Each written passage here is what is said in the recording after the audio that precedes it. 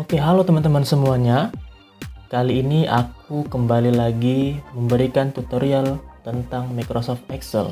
Nah, kali ini aku ingin berbagi tutorial tentang rumus-rumus apa saja sih yang sering digunakan sebagai admin kantor, atau rumus-rumus yang sering digunakan dalam tes melamar admin kantor. Oke, teman-teman, langsung saja tanpa berlama-lama lagi, silakan simak tutorialnya, semoga ini dapat bermanfaat. Tapi sebelum itu jangan lupa subscribe dulu channel ini supaya aku semakin semangat untuk membuat video-video baru, kemudian like dan komen serta di-share agar lebih banyak penonton. Oke, langsung saja teman-teman. Kali ini yang pertama yang biasanya sering digunakan oleh admin kantor adalah teman-teman harus tahu bagaimana caranya membuat tabel, teman-teman. Membuat tabel. Nah, di sini aku sudah setting datanya. Data-data seperti ini belum diberi tabel. Nah, caranya cukup mudah teman-teman. Teman-teman boleh blok semua rank yang akan teman-teman jadikan tabel. Kemudian teman-teman pergi ke tab menu home, kemudian pilih all border ya. Kemudian pilih yang ini, all border. Seperti ini.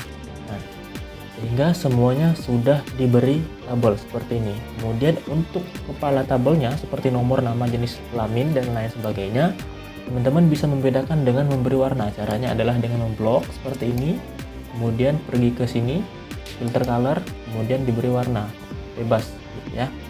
Nah, seperti ini. Nah, begitu cara untuk membuat tabel secara sederhana, teman-teman. Kemudian yang kedua yang sering digunakan di admin kantor adalah yaitu rumus upper. Rumus upper adalah gunanya untuk mengubah semua huruf atau semua karakter di dalam tulisan menjadi huruf besar semua. Contohnya adalah seperti ini. Ini kan huruf kecil semua di dalam kolom kuning, kemudian kita ketikkan sama dengan, kemudian upper. Kita pilih upper, kita pilih sel yang ingin kita ubah hurufnya, E4, kemudian tutup kurung, kemudian enter. Nah, maka secara otomatis dia akan berubah menjadi huruf besar semua, teman-teman. Seperti ini, kita bisa belajar bersama. Kemudian yang sering digunakan rumus berikutnya adalah setelah upper adalah lower. Nah, rumus lower seperti ini. Gunanya untuk mengubah semua huruf atau karakter menjadi huruf kecil semua. Caranya adalah sama dengan kemudian lower. Pilih sel yang akan kita ubah, kemudian tutup kurung dan enter. Maka semua hurufnya berubah menjadi huruf kecil semua. Kemudian rumus berikutnya adalah proper. Nah, kurang lebih sama seperti upper dan lower. Proper gunanya untuk mengubah setiap huruf di setiap awal kata menjadi huruf besar. Saya ulangi, setiap awal kata menjadi huruf besar. Contohnya seperti ini, sama dengan proper.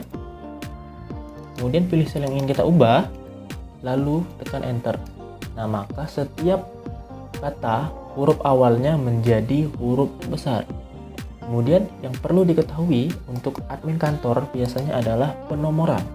Nah, penomoran seperti ini banyak caranya, teman-teman. Yang pertama, cara paling simpel adalah kita tekan 1, kemudian enter. Nah, ini kita ketengahkan dulu. Kemudian di tanda persegi kecil yang warna hijau di sini, kita tekan kontrol. Nah, ini akan ada tanda plus di kursor, di pointernya. Kemudian kita tahan kontrolnya, kita klik, kita tahan, kita tarik sampai bawah. Nah, maka seperti itu dia akan otomatis nomornya berurutan. Atau bisa juga seperti ini, teman-teman. 1, kemudian 2. Ini. Nah, 1 dan 2 kita blok, kemudian kita tarik di sini. Kita tahan, kita tarik. Nah, dia akan mengikuti berurutan seperti itu penomoran pada tabel atau pada data, teman-teman. Nah, kemudian rumus berikutnya adalah konta. Konta gunanya adalah untuk menghitung kolom atau baris yang terisi, berapa banyak kolom atau baris yang terisi. Nah, di sini sudah saya contohkan di daftar nilai ada beberapa kolom yang kosong. Kemudian bagaimana cara kita untuk menghitung kolom yang terisi sudah berapa banyak? Maka dari itu rumus yang kita gunakan adalah rumus konta. Caranya adalah sama dengan, kemudian konta seperti ini. Kemudian kita pilih rank kolom yang mau kita hitung berapa yang terisi kolomnya, kemudian tutup kurung, kemudian kita enter ini. Maka secara otomatis dia akan berubah, maka kolom yang terisi ada 12 kolom. Kemudian kita tarik seperti ini. Nah, di sel-sel di rank-rank lain, di kolom lain, di sini ada 11 kolom yang terisi, di sini ada 13 kolom yang terisi. Seperti itu. Kemudian rumus berikutnya adalah average. Rumus average adalah rumus yang sering digunakan untuk menghitung rata-rata, teman-teman. Sekali lagi, untuk menghitung rata-rata. Caranya adalah cukup gampang, sama dengan average. Nah, average. Kemudian kita pilih rank yang akan kita hitung rata-ratanya. Kemudian kita enter. Nah, maka secara otomatis dia akan menghitung rata-rata. Kemudian tinggal kita tarik ke bawah. Nah, seperti ini. Kemudian bisa kita sederhanakan dengan memilih decrease desimal. Nah, untuk mengurangi berapa angka di belakang koma. Maka seperti ini sudah nilai rata-rata. Nilai rata-rata average, sekali lagi untuk nilai rata-rata. Kemudian ada berikutnya, rumus yang paling dasar adalah sum. Sum adalah rumus penjumlahan. Nah, caranya adalah sama dengan sum. Kemudian pilih rank yang akan teman-teman hitung seluruh jumlah datanya. Kemudian tekan enter. Nah, maka jumlah data, jumlah nilai adalah 155. Ya. Kemudian juga seperti ini. Nah, ini adalah sum. Atau teman-teman juga bisa di auto sum.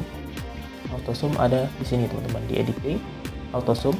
Nah, maka dia akan secara otomatis memilih rank yang mungkin akan kita hitung. Kita enter. Nah, itu sama saja. Seperti itu sama saja, teman-teman. Nah, itu. Kemudian setelah sum ada rumus if. Nah, gunanya untuk memberikan keterangan atau logika. Logika berdasarkan data yang kita tuju benar atau tidak benar. Berdasarkan data yang kita tuju benar atau tidak. Caranya adalah sama dengan if. Kita pilih if, kemudian kita masukkan sel yang akan kita uji benar atau salahnya. Misalkan sel rata-rata G3 misalkan lebih kecil dari 80, maka titik 2. Nah, teman-teman bisa ikuti di sini, ada petunjuknya titik 2. Yang pertama adalah nilai benar. Jika G3 lebih kecil dari 80, jika benar, maka keterangannya tidak lulus. Nah, kemudian bagaimana jika salah? Jika salah, titik 2 kan, titik 2 koma. Jika salah, jika G3 lebih besar daripada 80, seperti itu ya logikanya, maka keterangannya adalah lulus. Nah, seperti itu. Dan tutup kurung, kemudian enter. Nah, seperti ini kan tidak lulus. Kenapa tidak lulus? Karena nilainya di bawah 80, begitu kan? Kemudian kita tarik lagi ke bawah untuk mengkopinya. Nah, di sini ada yang lulus. Kenapa lulus? Karena nilainya sama dengan 80. Atau di sini 80 ya, 81,7 di atas 80. Maka value-nya bernilai salah dan keterangannya lulus. Kemudian rumus berikutnya count if. Count if adalah untuk menghitung sesuatu ya yang kita uji berdasarkan syarat yang kita tuliskan.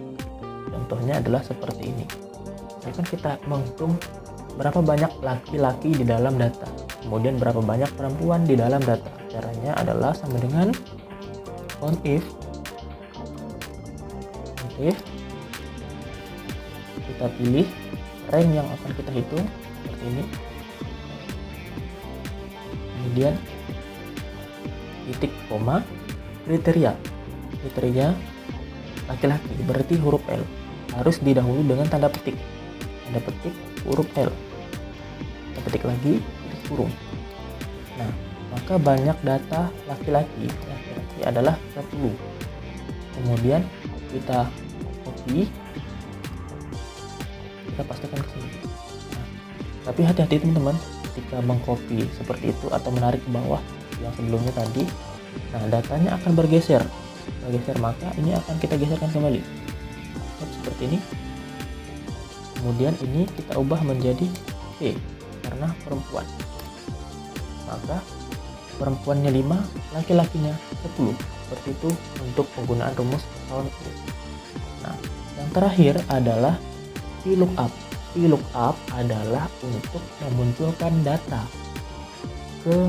dari data yang kita sudah buat ke data yang akan kita tampilkan. Ini adalah data yang akan kita tampilkan.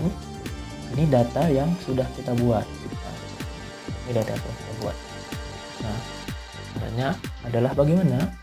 Sebelumnya saya sudah menyiapkan nomor sel berupa nomor 13 berwarna merah di sini. Gunanya adalah untuk memanggil data atau melihat data apa saja, misalkan nomor 5, nomor 6. Datanya akan berubah sesuai yang ada di sini, Nah, caranya adalah misalkan kita ini ingin melihat nama, sama dengan VLOOKUP. Nah, kemudian kita pilih sel yang akan nanti kita ubah-ubah kriterianya, kita ubah-ubah data apa yang ingin kita lihat. Di sini kita klik, kemudian kita titik koma, kemudian kita blok semua data yang akan kita jadikan patokan. Kemudian kita titik koma lagi, kemudian kolom indeks. Nah, maksudnya adalah nama ini berada di kolom berapa. Nama adalah berada di kolom B atau kolom kedua. Kemudian tutup kurung dan enter. Nah, maka kan dia memanggil data nama Mutia seperti itu. Nah, kemudian caranya untuk ke bawahnya kita tinggal copy.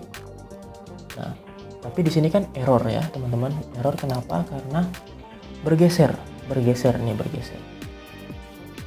Nah, ini bergeser. Jadi gimana supaya tidak bergeser? Tadi sebelum menuliskan rumus, kita harus mengunci kolom-kolom K1, kemudian A3, H17 ini menjadi sel absolut. Untuk menguncinya, caranya adalah dengan menekan F4. Nah, maka di depan setiap kode sel akan ada tanda dolar. Itu artinya sudah terkunci dan tidak akan berubah-ubah. Begitu juga dengan A3, tekan F4, kemudian tekan F4 sudah. Maka tidak akan berubah-ubah. Nah, kemudian kita tarik ke bawah. Nah, maka kalau kita lihat datanya dia tidak akan berubah-ubah. Nah, yang perlu kita ubah di sini kan sama semua nama. Yang perlu kita ubah ini kan jenis kelamin. Jenis kelamin yang perlu kita ubah di bagian akhirnya. Jenis kelamin itu berada di kolom berapa? Di kolom ketiga. Dia akan berubah menjadi kolom jenis kelamin. Kemudian nilai matematika berada di kolom 4. Kemudian nilai fisika berada di kolom 5. Nilai kimia berada di kolom 6. Rata-rata berada di kolom 7. Dan keterangan berada di kolom 8. Nah, seperti itu teman-teman. Nah, ini bisa kita sederhanakan. Nah, seperti inilah penggunaan VLOOKUP teman-teman. Jadi kalau misalkan kita ingin melihat data yang pertama, nah dia akan berubah secara otomatis. Kemudian data keempat juga berubah, data ketujuh juga berubah sesuai dengan yang sudah ada pada data patokan kita, seperti itu. Nah, seperti itu rumus-rumus yang atau fungsi-fungsi yang biasa digunakan untuk admin kantor atau untuk tes pekerjaan sebagai admin kantor, melamar sebagai admin kantor. Semoga dapat bermanfaat. Demikian video berikut ini. Nantikan video-video tutorial berikutnya tentang Microsoft Excel. Dan jangan lupa jika Anda suka dengan video ini, mohon di like dan di komen serta dibagikan ke seluruh teman-teman Anda agar dapat ilmunya semua. Kemudian jangan lupa subscribe agar saya lebih bersemangat untuk membuat video-video berikutnya. Terima kasih.